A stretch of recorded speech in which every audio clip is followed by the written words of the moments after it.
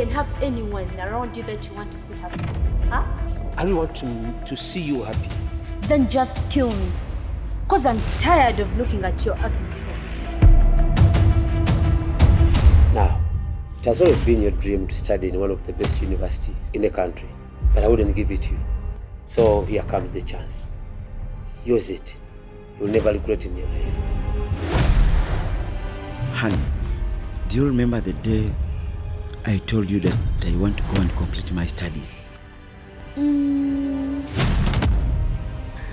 My children are the only family I have. Let me hope you're not just using my daughter. Thank you so much.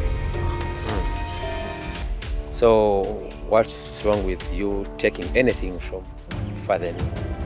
I'm sick and tired of an old woman who can't do anything in bed. You just waste my manhood. I'm tired of coming here demanding my money all the time.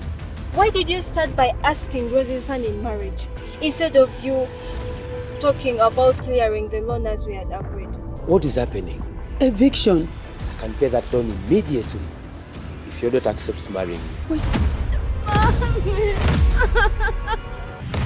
But Dad, of all women in this world, why Rose?